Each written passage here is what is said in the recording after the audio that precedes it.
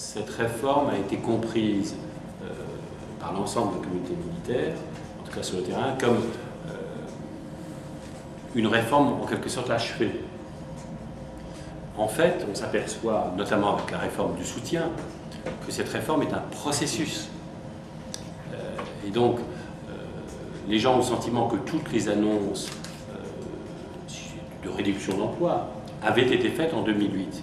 Mais comme le soutien se réforme progressivement, bien sûr, au fur et à mesure, moi ça ne me choque pas, c'est logique, mais ça n'a pas été compris au départ, au fur et à mesure de la mise en place des nouveaux soutiens, des nouvelles chaînes de soutien, là c'est des nouveaux emplois et peut-être des nouveaux sites dans certains cas qui sont concernés.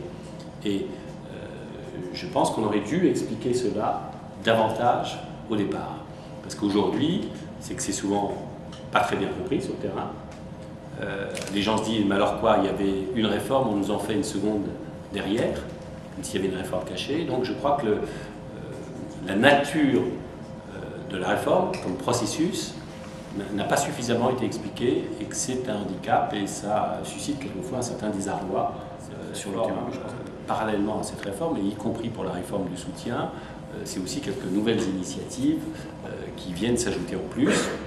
Je pense notamment dans les commissariats et pour la gestion de toutes les factures et autres, je pense à la mise en place de Chorus.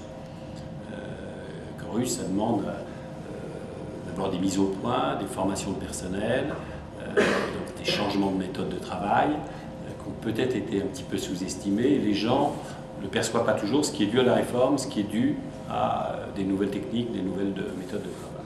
La transformation, l'évolution du soutien, si elle n'est pas expliquée, est assez mal ressentie. Je pense qu'il faut non seulement l'expliquer sur le terrain, mais qu'il faut aussi expliquer aux gens du terrain qu'ils ont leur part, qu'ils peuvent faire leurs propositions, que justement, comme on cherche des nouveaux processus, des nouvelles méthodes, on attend leur expertise, leurs suggestions, parce qu'eux sont sur le terrain et connaissent un certain nombre de choses.